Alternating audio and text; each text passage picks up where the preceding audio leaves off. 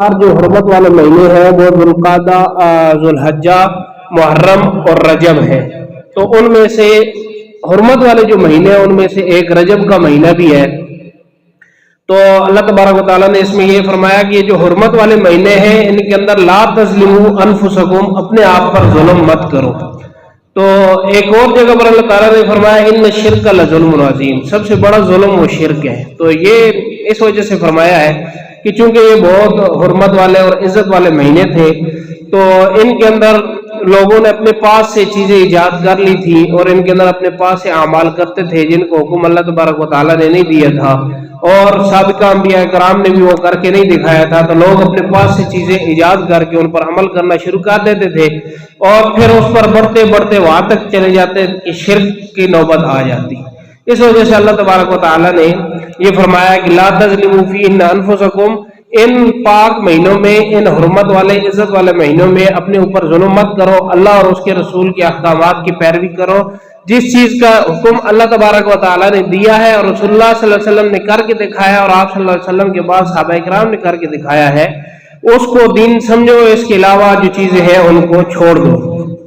رجب بہت عزت والا مہینہ ہے، یہ چار جو حرمت والے مہینے ہیں ان میں بھی شامل ہے۔ رجب کا معنی یہ ہے عزت اور تکریم۔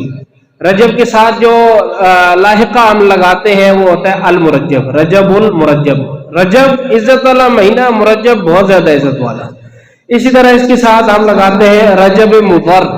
مضر رجب وہ مہینہ جو مضر قبیلے کا، مضر ایک قبیلے کا نام ہے جو عرب کے اندر بہت مشہور تھا، وہ اس رجب کے مہینے کی بہت زیادہ عزت تکریم کرتے تھے اور حد سے بڑھ جاتے تھے۔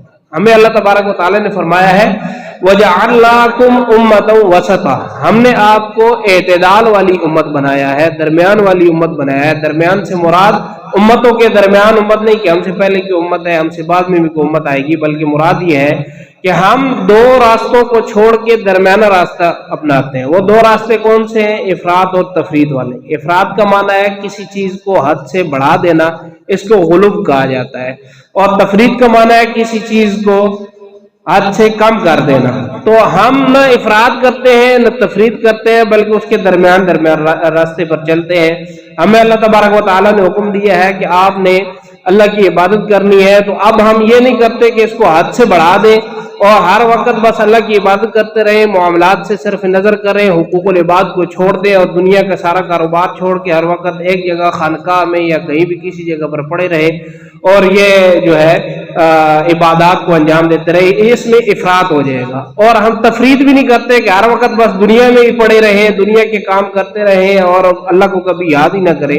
ہم درمیان کا راستہ اختیار کرتے ہیں کہ جب عبادت کا وقت آتا ہے تو ہم عبادت کرتے ہیں، اور جب دنیا کے معاملات ہوتے ہیں تو ہم حقوق العباد کو بھی ادا کرتے ہیں، تجارت بھی کرتے ہیں، زراعت بھی کرتے ہیں، اور پھر ان سب کو بھی اس نیت کے ساتھ اور اس طریقے کے ساتھ کرتے ہیں کہ جس کا حکم اللہ تبارک و تعالیٰ نے دیا ہے، رسول اللہ صلی اللہ علیہ وسلم نے کر کے دکھایا ہے۔ تو اس نیت سے اور اس طریقے سے کیا گیا کام وہ خود بخود عبادت بن جاتا ہے۔ مثال کے طور پر ایک تاجر ہے، وہ تجارت کرتا ہے اور اس کے اندر ان اسلامی اصولوں کو جو اللہ تبارک و تعالیٰ نے حکم دیا ہے، رسول اللہ صلی اللہ علیہ وسلم نے اس کو کر کے دکھایا ہے کہ مثال ہے ذخیرہ اندوزی نہیں کرنی، ملاوٹ نہیں کرنی، سود نہیں کھانا، جھوٹ نہیں بولنا، قسمیں نہیں کھانی۔ اب تجارت کے اندر سچی قسم کھانے سے بھی منع فرمایا کہ اگر کوئی بندہ قسم کھا کر اپنا سودا فروخت کرتا ہے اور تمہیں پتہ بھی ہے کہ وہ سچی قسم کھا رہا ہے تو بھی اس سے سامان نہ لو۔ اسی طرح فقہاء کرام نے یہ لکھا ہے کہ کوئی بندہ اپنا سامان بیچنے سے پہلے درود شریف پڑھ لے، اللہم صلی علی محمد، دیکھیں جی میرا مال بہت اچھا ہے، تو وہ اپنے مال کی تعریف میں درود کو شامل کر رہا ہے، کسی اسلامی عبادت کو شامل کر رہا ہے، تو اس سے بھی مال مت لو کیونکہ یہ جائز نہیں ہے۔ لیکن اگر اب دیکھیں نا کوئی بندہ ہے وہ حلال طریقے سے کام کر رہا ہے اور اس کے ساتھ وہ درود پڑھ کے اپنے جو ہے وہ چیزوں کو بیچ رہا نہیں ہے، تو اس کی تجارت 100% حلال ہے اور اللہ تبارک و تعالیٰ کے احکام کے مطابق ہونے کی وجہ سے وہ عبادت ہے۔ انسان اپنے گھر میں جاتا ہے، اپنے گھر والوں کے ساتھ اس کے معاملات ہوتے ہیں، اگر ان معاملات میں وہ رسول اللہ صلی اللہ علیہ وسلم کے طریقوں کے مطابق چلے، آپ صلی اللہ علیہ وسلم نے جس طرح سے بتایا ہے اس طرح سے کرے، اپنے بچوں کی پرورش کرے، اپنے بچوں کی تربیت کرے۔ آپ صلی اللہ علیہ وسلم فرمایا کہ جب بچے 7 سال کے ہو جائیں تو انہیں نماز کی تلقین کرو، اور جب 10 سال کے ہو جائیں اور وہ نماز نہ پڑھیں تو ان پر اس پر سختی کرو۔ اور اسی طرح سے فرمایا حضرت امام حسین رضی اللہ تعالیٰ عنہ نے کہ اپنے بچوں کی پرورش کرو، ان کے بارے میں تم سے پوچھا جائے گا اور اس کے بارے میں تم کو ثواب اور عذاب ہوگا۔ تو اگر انسان آج طرح آپ صلی اللہ علیہ وسلم فرمایا الا فکلکم راعٍ، خبردار سن لو، خبردار ہو جاؤ، غور سے سن لو کہ کلکم راعٍ، تم میں سے ہر ایک نگہبان ہے، وکلکم مسئول عن رعیتی، کہ تم میں سے ہر ایک سے سوال کیا جائے گا اس کی رعایا کے بارے میں۔ اگر کسی شخص کے ذمہ پر ایک پورا ملک لگا دیا جائے اور وہ حکمران بن جائے، وزیر اعظم بن جائے، صدر بن جائے، تو اس سے اس کی رعایا کے بارے میں سوال ہوگا۔ اگر کوئی کسی جگہ کا گورنر لگ جائے، کسی جگہ کا چودھری لگ جائے، اور اس کے علاقے میں جتنے لوگ آتے ہیں، اگر کوئی بھی نہیں تو ہر انسان کا ایک گھر ہوتا ہے، تو اس گھر کے اندر جتنے افراد آتے ہیں تو ان کے بارے میں اس انسان سے سوال ہوگا، یہ حضور صلی اللہ علیہ وسلم فرما گئے۔ اور اگر گھر بھی اس کا نہیں ہے، گھر ہے تو اس کے پاس کوئی ماتحت افراد نہیں ہے، بیوی بچے نہیں ہے، تو اس کا اپنا جسم اس کی رعایا ہے، اس سے اس کے بارے میں سوال ہوگا کہ تم نے اپنے ہاتھوں کو کس کام پر لگایا، اپنے پاؤں کو کس کام پر لگایا، اپنی آنکھوں کو کس کام پر لگایا۔ جب اس نیت کو سامنے رکھ کر وہ کام کرے گا، دنیا کا بھی کوئی بھی کام کر لے گا، کھانا کھائے گا۔ اب کھانا کھانا خالصتاً انسان کی اپنی جسمانی ضرورت ہے، لیکن وہ اس طرح سے کھاتا ہے کہ حلال مال سے کما کر لاتا ہے، اور جس طرح رسول اللہ صلی اللہ علیہ وسلم نے بتایا، ہاتھ دھو کر دائیں ہاتھ سے کھاتا ہے، اپنے سامنے سے کھاتا ہے، بسم اللہ پڑھ کے کھاتا ہے، اور جو ہے وہ آخر میں اللہ تبارک و تعالیٰ کا شکر ادا کرتا ہے، تو یہ اس کا کھانا کھانا یہ عبادت بن جائے گا۔ تو جو ہماری امت محمدیہ ہے، اس کو امت وسط فرمایا، وجعلناکم امۃ وسطا، تم اعتدال پسند امت ہو، نہ کسی معاملے میں حد سے بڑھتے ہو، نہ کسی معاملے میں حد سے کم ہوتے ہو۔ جو مشرکین مکہ تھے وہ اللہ تبارک و تعالیٰ کو تو مانتے تھے، لیکن اس کے ساتھ ساتھ وہ کیا کرتے تھے کہ اللہ تعالیٰ کے ساتھ اور بت انہوں نے بنا لیے تھے۔ وہ بت کس کے تھے؟ نیک لوگوں کے تھے۔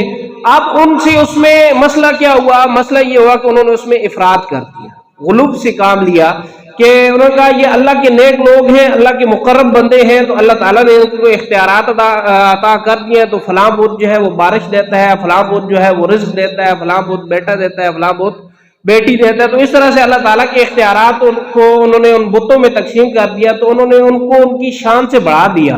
جیسا کہ میں نے پہلے ایک دفعہ عرض کیا تھا کہ یہ بت کو ایسے نہیں انہوں نے خیالی بت بنا لی، یہ پہلی امتوں کے نیک لوگ تھے جن کی تعظیم میں بڑھتے بڑھتے ان کی یادگار کو پہلے انہوں نے جو ہے صرف یادگار بنائی، پھر ان کی دیوار پر کھود کر، چٹان پر کھود کر تصویر بنائی گئی، پھر مکمل طور پر ان کو بت بنا دی گیا، صرف تعظیم میں کے اندر بڑھتے بڑھتے، اور پھر غلوب کرتے کرتے وہ ان کو اللہ تبارک و تعالیٰ کے اختیارات میں بھی شامل کرنے لگے۔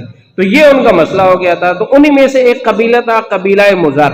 جب پہلے انبیاء کرام نے ان کو بتایا کہ رجب اور ذوالقعدہ، ذوالحجہ اور محرم یہ اشہر حرم ہے، حرمت والے مہینے ہیں، تو مضر قبیلے نے رجب کے مہینے کو کہا کہ ہمارا اپنا مہینہ ہے، تو انہوں نے اس کے اندر حد سے بڑھ گئے، افراد سے کام لیا، تو اس وجہ سے اس کا نام کیا لینے لگے؟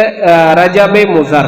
اسی طرح رجب کا ایک نام ہے رجب اسم، چونکہ اہل عرب بہت زیادہ جنگجو تھے، چھوٹی چھوٹی باتوں پر جو ہے وہ جنگ کرنا شروع کر دیا کرتے تھے، تو انہوں نے 4 مہینے مقرر کیے کہ یہ جو 4 مہینے جن کو سابقہ انبیاء کرام نے حرمت والے، عزت والے مہینے بتائے ہیں، ان کے اندر ہم جنگ نہیں کیا کریں گے۔ تو اس مہینے کے اندر چونکہ یہ اسلحے کی کسی قسم کی آواز نہیں آتی تھی، لوگوں کو جنگ کی وجہ سے قتل و قتال کی آوازیں نہیں آتی تھی، تو اسم کا لغوی معنی ہے بہرا، تو کہتے تھے ایسا مہینہ جو بہرا ہے۔ اور پھر اب اس پر جب لوگ حد سے بڑھے تو انہوں نے کہا جی نہیں، یہ بہرا ہے، اس کو اس لیے کہتے ہیں کیونکہ اس کے اندر انسان جتنے برے اعمال کر لے اللہ تعالیٰ اس کو سنتا نہیں ہے، نعوذ باللہ، اور اس کے گناہ لکھے نہیں جاتے۔ یہ غلط بات ہے۔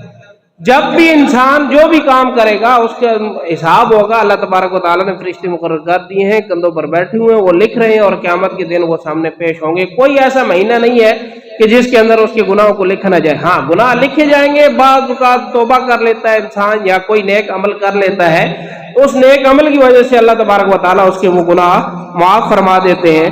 تو یہ جو رجب کا مہینہ شروع ہو رہا ہے یہ بہت عزت والا مہینہ ہے، اس کے ساتھ ایک رجب المرجب کہتے ہیں اس کو رجب مضر بھی کہتے ہیں، اور اس کو رجب اسم بھی کہتے ہیں۔ اور اس کے بارے میں دعا جو احادیث مبارکہ سے منقول ہے وہ ہے کہ اللہ حضور نبی کریم صلی اللہ علیہ وسلم دعا کی کہ اللہم بارک لنا فی رجب و شعبان۔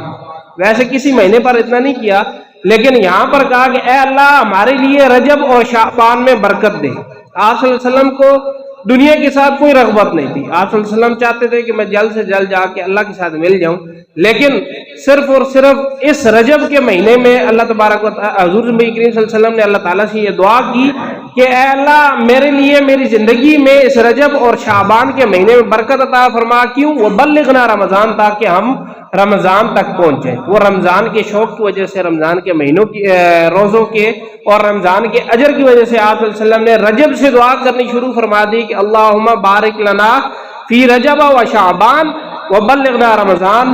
تو اب یہ آخری تاریخیں چل رہی ہیں جو بعد ثانی کی کوشش کر رہے ہیں. یہ ایک سنت ہے جو ہم سے رہ رہی ہے. ہمیں جو آس پاس میڈیا وغیرہ سے پتہ چل جاتا ہے کہ یہ مہینہ تبدیل ہو گیا.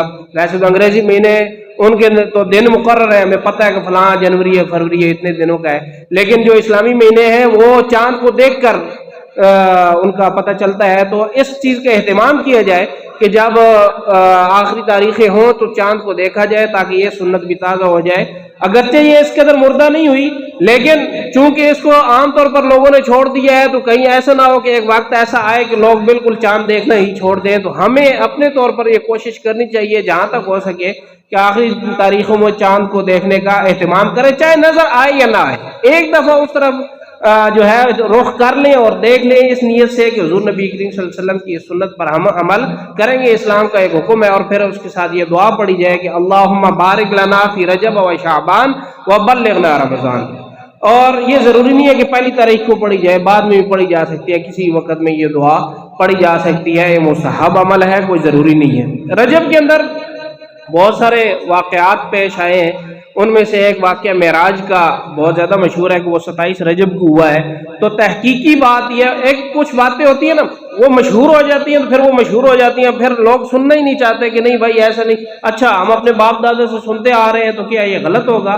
تو بھائی باپ دادا سے بھی سنتے آ رہے ہیں تو یہ تو حضرت ابراہیم علیہ السلام کو بھی ان کی قوم نے کہا تھا کہ آپ کہاں سے آ گئے ہمارے پاس, آپ کیوں ہمیں کہتے ہیں کہ ایک اللہ کی عبادت کریں. ہم نے تو اپنے باپ دادا کو دیکھا تھا کہ وہ